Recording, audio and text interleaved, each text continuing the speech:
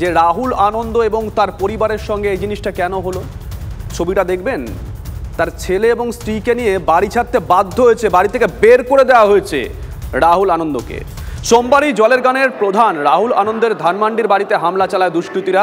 তার বাড়িতে থাকা ৩,৫০০ বাদ্যযন্ত্র ভাঙচুর করা হয়।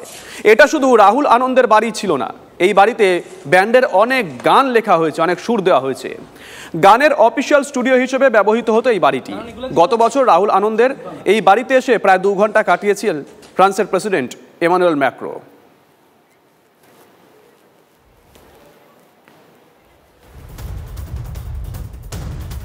হামলা লুটপাটের ঘটনায় বিধ্বস্ত রাহুল আনন্দ। সংবাদ মাধ্যমের উদ্দেশ্যে বার্তা শিল্পীর, তিনি লিখেছেন, প্রিয়, কথা বলার মতন স্বাভাবিক নই আমি। প্রায় ৩,০০০ বাদ্যযন্ত্র পুড়ে ছাই হয়ে গেছে। ওরা আমার সন্তানের মতন।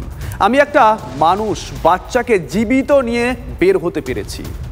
বাকিরা পুড়েছে বা লুট হয়েছে। তবুও শান্তি আসুক আমার সোনার দেশে, যে কোনো মূল্যে। যে মূল্য, সে মূল্য যদি হয় আমার সোনার সংসারে পোড়া ছাই অথবা বাদ্যযন্ত্র পোড়া কয়লার বিনিময়ে, তাতেও দুঃখ নেই। ভালোবাসি বাংলা, আর বাংলার মানুষকে আমি বাংলায় গান গাই। সবার ভালো হোক। ঘর ছাড়া জলের গানের রাহুল আনন্দ খুব আন্তর্জাতিক খ্যাতিসম্পন্ন বাউল শিল্পীর বুকে। রায়গঞ্জের সুভাষগঞ্জের বাসিন্দা, গলায় ক্যান্সার আক্রান্ত তরুণী সেন মহন্ত, 2 বাংলা স্বনামধন্য বাউল শিল্পী। তার কথায়, বাংলাদেশে লাগাতার হিংসার কারণে ঘর ছাড়া বহু মানুষ। শিল্পী রাহুল আনন্দের স্টুডিও সংগ্রহ করা লোক বাদ্যযন্ত্র ভেঙে পুড়িয়ে নষ্ট করে দেওয়া হয়েছে। প্রাণ ভয় সপরিবারে এক কাপড়ে ঘর ছেড়েছেন রাহুল।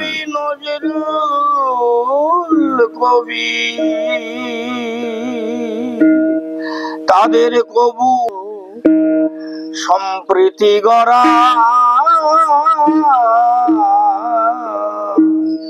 মোরা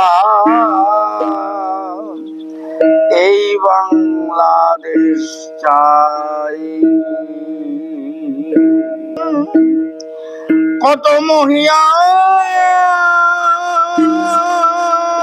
গরিয়ান দেউল, সাথে দেব দেবী খান খান, সম্প্রীতি গড়া